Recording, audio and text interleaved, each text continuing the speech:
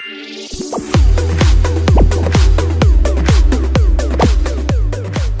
right, so let's go ahead and continue with change control and onboarding. So again, we've been talking about the entire day about process analysis, process redesign, optimizing workflow. So as the organization revisits their workflow and revisits their workflow process, perhaps a change will take place. So that's where the change control and the change onboarding comes into play. So in this segment, we're going to go ahead and talk about developing a process for change management. We're also going to talk about super user, how we can identify and actually implement that role. Also review onboarding processes for a new clinician. Some steps that need to take, the provider needs to take, or the internal MIS team needs to follow when there's an exiting provider. And also how to identify monitoring Intergy Tools to improve the quality and the efficiency of the system as well. So change management, it can clearly be defined as management of change and development. So as far as the workflow process, again, if the organization decides that there needs to be there's an area for improvement, whether it's at the front desk, whether it's once the patient's in the room, or the referral process, if the organization has decided that there is an area that needs improvement, then obviously that's where change management comes into play. And the way it works best, obviously, if there's a process in place. So change management is very important. It is a process aimed at helping all the employees that are affected by that change to accept and embrace the change. So, you know, some of us are older dogs. Don't take what is it? You can't teach old dogs new tricks. So as far as change goes, we don't all accept it very easily. So we need to make sure there's a process in place to facilitate those changes. So the changes need to be structured. They have to be thought out as well. It needs to be a thought out approach to actually provide the information to everyone that it will affect. So as far as notifying the staff of the change, communication is key. It plays a vital role in that change management. So it's just not a matter of we've identified needs for improvement area. We just a few folks come together, make a change, and then implement it the next day. That wouldn't be the process that will make this change successful. It all starts with communication.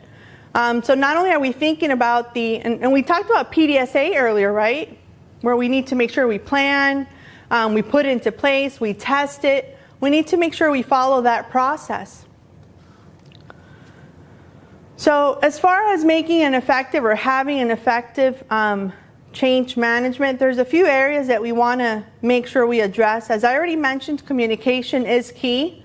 And every change relies, or every effort to the change relies on the effectiveness of that change. We need to make sure that we address the needs and the wants. So again, who is it impacting? Is it, obviously it's going to impact certain departments. Ultimately it can affect the patient as well. So we need to make sure we think of everyone that is affecting and address the needs and the wants of everyone that is part of that change. We need to communicate the why before the what and the how. So sometimes we're quick in just saying, well, this is what you need to do, and this is how you do it. Especially for some of our centers that do peer-to-peer training, where they're already in the front line, they're thrown in the fire, and they have to go through some training. And it's just very basic training from peer-to-peer. And in that piece of training, in that piece of change, a lot of the why is left out. So it is very important as we go through change, as we go through workflow process analysis, it's very important that we understand the why, as we've been talking all day today, of why we need to know about quality. Why do we need to understand the measures? And as I mentioned earlier, we need to make sure we acknowledge the audience, and the communication needs to vary. As we talked about earlier during our team activity or team area, We said that everyone communicates differently. We all have different styles of learning, of listening. So we need to make sure that the communication appeals to everyone as well. We want to make sure we use our leaders. Okay, we talked about leaders earlier. We're going to talk about super users in just a second. And we need to utilize these roles to actually make sure that we continue the workflow that we've implemented and keep that standardization that we have in place.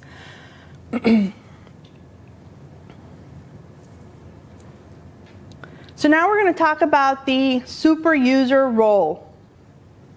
Okay, so this is a very important role in the organization. We actually always recommend all of our centers to have a super user. And it's not just one super user for the entire organization. We actually recommend various super users. Somebody that's knowledgeable in both the practice management side and the clinical side as well. And perhaps even one per location, right? So somebody that's versed in the EHR, somebody that's in the front line, accessible to the end user, somebody that's easily accessible when a question is needed or there's a question that needs to be addressed. Teaching and communication skills. Obviously, the super user needs to have excellent teaching skills and communication skills. So Sandra was talking about earlier about dancing. Perhaps you know how to dance, but you can't teach it. Same concept with the EHR. I might be one that knows how to use it, however, but can I teach it correctly? So the super user, we need to take that trait in account, that they have to have those teaching skills. We also recommend that this person is a liaison between various teams. So if I am just a front desk super user, I need to make sure I can easily communicate with my support staff, my clinical support staff, my providers on the back end as well. So there needs to be a liaison between various teams and understand the workflow from the entire organization, from the moment the patient walks in to the moment the patient leaves. They also established guidelines for documentation, and as I mentioned, focused on standardization as well. Now, we talked about characteristics of a leader earlier, right? Now we're going to talk about characteristics of a super user. Anyone here a super user? We had a few hands raised for leadership earlier. How about a super user? Maybe not necessarily in the application that I'm mostly referring to, but in your role, in your department, would you consider yourself a super user? Yes. So for those that did not say yes, let's talk about some of the characteristics of a super user. Perhaps you have it in you, and after today it will show. So obviously you need to be able to embrace technology. We don't want a super user that's set in their ways from how EHR, or not EHRs, but a medical practice used to be, from a paper environment or an older system. Embrace technology, embrace the features that we have, the tools that we currently have to make our process more efficient and optimize our workflow. Be patient teachers. So we talked about that, how we need to be patient teachers. So I was talking to someone not too long ago where they were training a new hire, and she was expressing how it's frustrating how this person still does not understand what she's trying to show that person. And I'm here thinking a month has passed. I understand her frustration because perhaps a month has passed. Well, it was only 3 days. The poor girl started Monday, and I'm being told this story on Wednesday. So that person might be a super user, right? But they don't have one of those characteristics that we require, which is a patient teacher. Be a cheerleader, obviously, as well. A good communicator. So we've been talking about communication most part of the day and how that is a valid role in pretty much in anything, whether it's a team, a leader, a super user. Communication is key and really the lifeline of various roles and being the team itself. Being able to embrace change. So again, change management is because there is a change. There is a change that we are getting ready to implement. So if you're not going to embrace it, then you're not going to be that cheerleader. You're not going to be that good communicator. You're not going to be that patient teacher. So you need to really embrace that change. Be positive. Be respected. You want to be respected by your peers, whether it's in your own internal team or across other teams. Being able to take ownership as well and be available to others. So if you've been identified as a super user, someone that I can go to because you're very knowledgeable in that role or in that process or in that content, then I want to make sure that I can come to you, right? Not someone that always has their door closed or going to bark at me because I asked a question. So make sure that you are available to others. So when we were talking earlier about becoming leaders, making sure that we are engaged in our role, right? So we talked about patient engagement, how we want to make sure we empower the patient. And I also talked to you earlier about how you can empower yourselves in your role as well, right? And become leaders. Well, I'm also going to show you or walk you through some questions where you can actually take control of your own engagement and be that super user, okay? So for those that didn't raise your hands, and perhaps you do want to become that super user, this is again how you can take control. So this is what you're going to ask yourself a few questions, okay? Feel free to say it out loud if you want to. So you're going to ask yourself, am I engaged? And if not, why? Right? You can't be a super user if you're not engaged. I can't be a leader if I'm not engaged. So we already talked about the floating boat. We already talked about the floating boat, how there's 3 different types of staff on that boat, right? So you want to be the one that's keeping that boat afloat. You want to be part of that percentage that keeps it engaged and the boat afloat. So again, if you're not engaged, you're going to ask yourself, why? Another question, am I overwhelmed? And if so, who can I talk to? Am I adequately challenged? So perhaps you're in a role where you're not challenged enough. Come out of your shell. Think outside the box as well. And perhaps challenge yourself. And if not, what can you do to challenge yourself?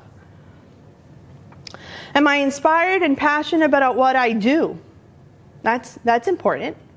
Imagine if you're not passionate about your current role, your current job. It'll definitely make your days longer. So, and not be a vital characteristic for a super user. And so, am I inspired and passionate about what I do? And then you're going to ask yourself, if not, what can I change? Right? So it's not necessarily perhaps your surroundings of the change, perhaps the change is you.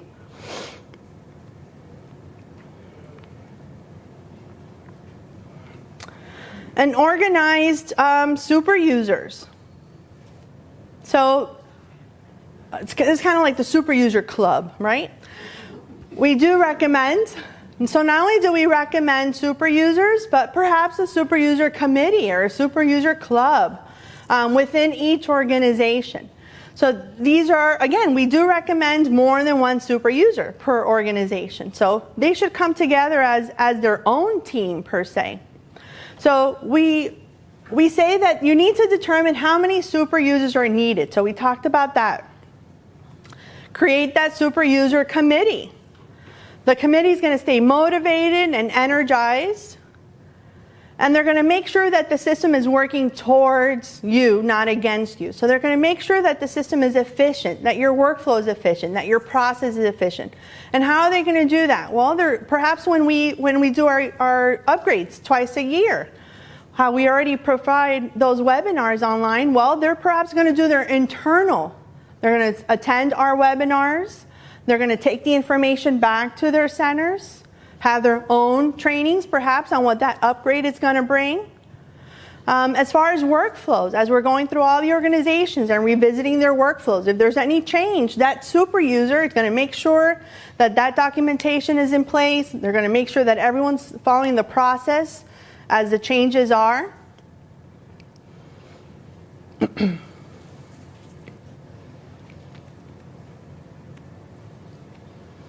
So anyone wants to be now a super user or a leader as we've been talking about today? Okay. So we're going to go ahead and move on to onboarding.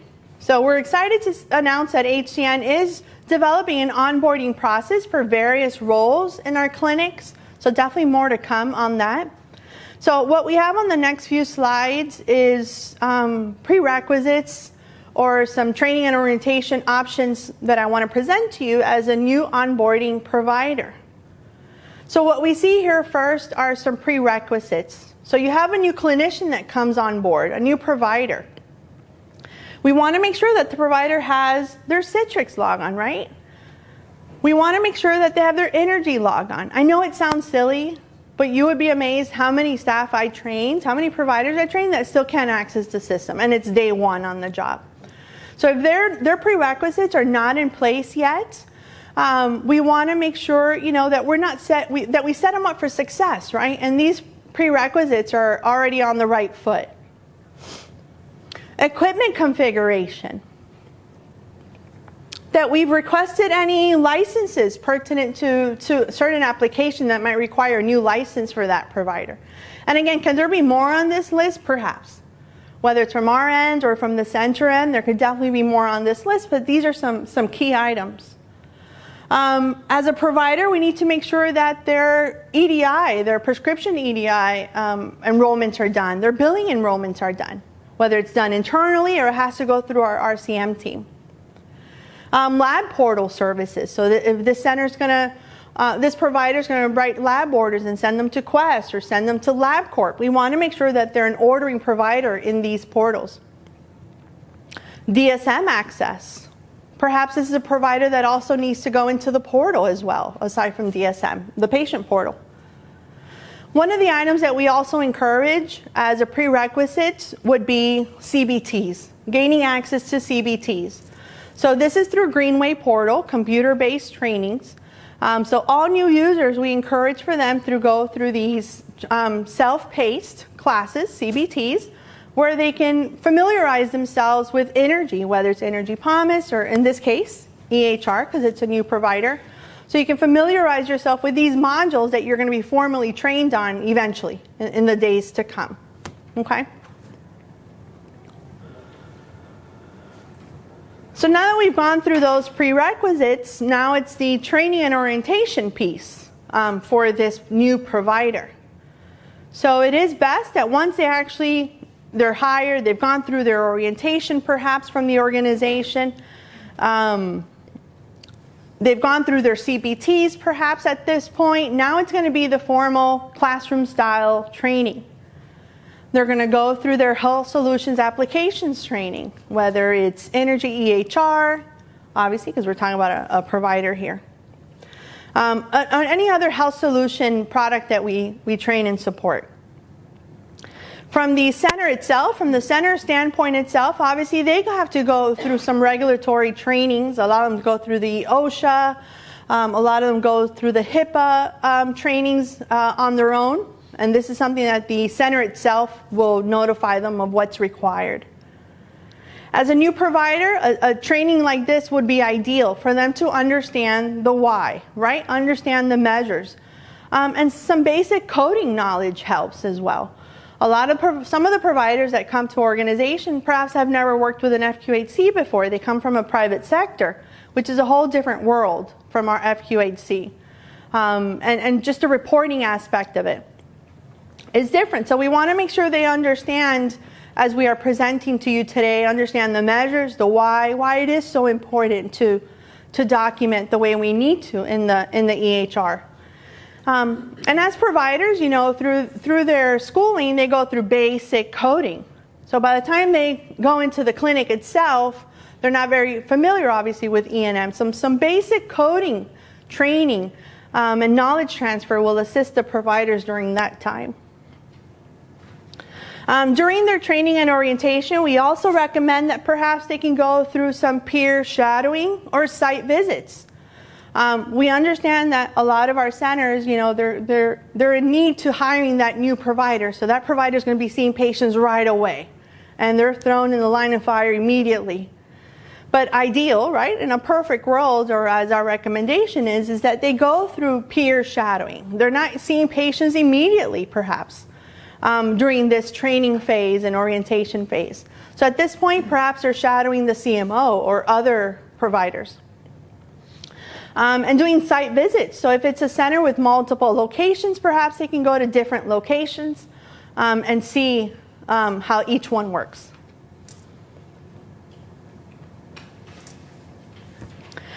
We also encourage a wrap-up and a Q&A portion during that training and orientation. So again, it's not just the training and then you're on your own. We would like to go through that Q&A wrap-up piece where there is, again, going back to working as a team and communication, right? Where there's we leave an area for making sure they can ask questions and we can address all their questions.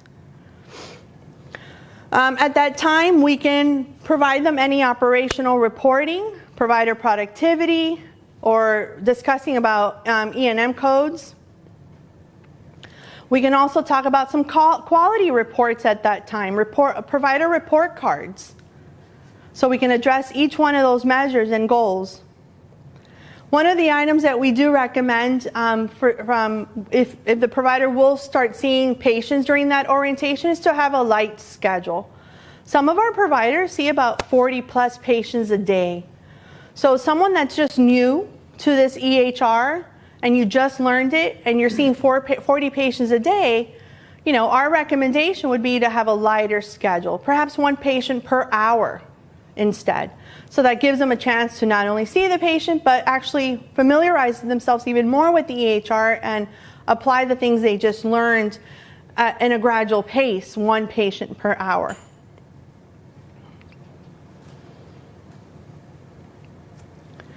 I want to remind you of some additional training opportunities that we offer at Health Choice Network. For example, our monthly standing trainings. So on the last week of every month, we host trainings. It's the last week on the Tuesday, Wednesday, and Thursday of every month. So we do send out an email communication. We do send it out to a certain group in our center. So we hope that the information does get trickled down to the end user themselves. We talk about Intergy, practice management, EHR, Dentrix. So there's different applications that we provide the training on. We do try to keep it about 1 to 2 hours in the later part of the day. So we always encourage staff to attend those trainings as ongoing refresher trainings. Some additional trainings that we recommend also are quarterly on-site refresher for workflow analysis. So something that we're doing in our centers currently where we are visiting these centers and we are looking at their workflow. We're observing what they're doing from the moment the patient arrives to the moment the patient leaves. We talked about their wins. We talk about what's working well. And we also identify perhaps where there's an area that needs improvement. So as Brian was mentioning earlier, you know, implementation for these centers might have been 7 years ago, and perhaps we never saw that user setup again, right? That user and security setup, or that e-encounter setup. Well, these quarterly on-site refresher workflow analysis allows us to revisit these setup files and encourage them to make any changes if needed. Also, refresher trainings. When we train our staff, you know, we train them, we provide them that one-time training, and perhaps we don't have a refresher. So that's either a refresher training that we can do or internally, because obviously these centers should have super users, right? So that super user committee should be coming together to provide refresher training for their staff, especially after a system upgrade. Another option of training that we provide at Health Choice Network, as I mentioned earlier, are our upgrades. So we do Intergy upgrades twice a year at least. And obviously we provide a webinar, as I mentioned, where we talked about the key new system features that are in that upgrade. And we show them how to utilize it. We do the same for Dentrix as well. So that's another training opportunity for our centers. And we have our HCN On Demand channel. So that's our YouTube channel where we do provide, where we have short videos. And the idea behind the On Demand channel was on the go, you know, learning on the go, training on the go. So meaning the provider, the support staff can just, from their mobile device, can just pull up YouTube and watch a video. Watch a video on Intergy, Dentrix. We actually have videos on all the items and products that we support as well. So we talked about some prerequisites and training and orientation opportunities for a new clinician, right? So now let's talk about briefly if we have an exiting provider, if a provider leaves. Again, can there be more to this list? Perhaps, but we are mentioning quite a few key items here that we want to make sure that the provider that is leaving follows, and also the responsibility from the center as well. So on your left column, you have a list of responsibility items that need to be followed for an exiting provider, and this will be done by someone in administration or someone in the IT team for that center. So for example, request to immediately disable the Citrix account. So when someone leaves the center, we have an exiting provider, that MIS personnel from the center will typically call HCN immediately to disable that Citrix login, which will automatically prevent them from logging into the system. We also encourage them to reschedule appointments. Some of our centers, if it's a very popular provider or a provider that sees a lot of patients, some of our centers even go as far as mailing letters to the patients of that exiting provider to notify them with ample time that this provider is leaving and that perhaps they have a choice to pick another provider. So if they're going to choose another provider, then obviously we have to reschedule those appointments. One of the features in the appointment scheduler is a resource option, a resource group option. These are different views that the scheduler has. So once I go to the resource group option for my scheduler, it means I can see multiple provider schedules in one view. Those are one of those maintenance files that, again, we work with the center to make sure that they're updating whenever needed. So if you have an exiting provider, I need to remove that provider from that resource group. Or else, it defeats the purpose of then that view. I'm now looking at a provider that's no longer there. Delete specific templates. This is referring to the appointment scheduler. Appointment templates are typically 1 to 5 templates per provider. So if you have a provider that sees patients in different locations, if you have providers that have different schedules every day, that's various templates. That's more than one template per provider. So if this provider has left, I have no use for these templates, so they can be deleted. It does get very cluttered up if you don't delete them. So imagine 5 templates, 1 per day, let's say, 3 to 5 templates, and a center that might have 100 providers. That's a lot of templates. That's a lot of clutter in that one area. So we do recommend for them to delete those specific templates. Another key item is setup of routing. So when a provider is leaving, obviously that provider is still receiving lab results, scanned images, scanned x-rays, etc. So what you want to do is reroute those task messages to go to someone else. And the center will typically appoint who that person is, or either it's the CMO or someone else. So that's very important. That way that the lab results are still being reviewed just by another provider.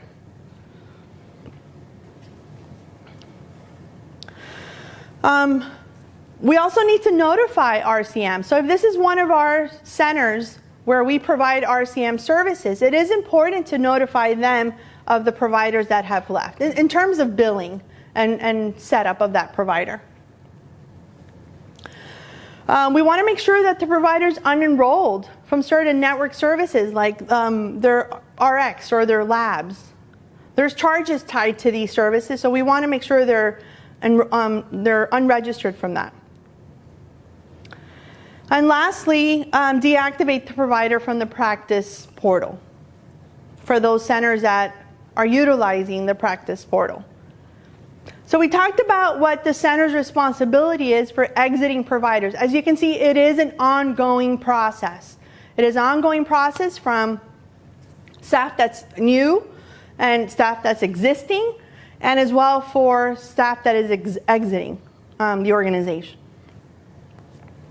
Now on the right side, we have a checklist for the provider himself. So the provider himself needs to make sure that all his or her tasks are completed We have centers who actually have a policy in place for a lot of this. You know, you cannot leave unless XYZ is done. You can't ask for vacation unless XYZ is done. So some of their policies are more strict than others. But we need to make sure that they've completed all their tasks. That's like their to-do list. So they need to make sure to review all their labs, all their lab results, I should say. We want to make sure that perhaps they've already reviewed the requests for new medications, referrals, phone messaging. They need to review their open orders. The reason we encourage that is because once the provider leaves, who are we going to question on that open order? We're going to have to rely on someone else. So the provider needs to make sure to review whatever open orders are out there. Perhaps some are older enough that they can be closed, or perhaps they need to be addressed in order to be worked on. So we want to review all the open orders for that provider. And a very big one is the encounter notes. They all have to be signed. As I mentioned, all of our centers' policies vary.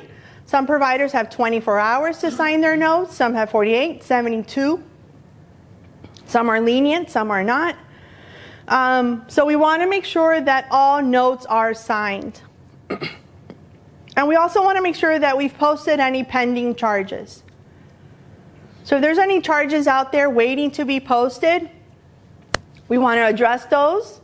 Perhaps there's a diagnosis that needs to be changed. Perhaps there's a correction on that pending charge that needs to be made. Well, we want to be able to address it with the provider before they leave so we can start posting those pending charges. So we're going to go ahead and move on to the next piece of or the last piece actually of our presentation, where we talk about reporting and outcomes. And I'm going to pass it over to Sandra for that.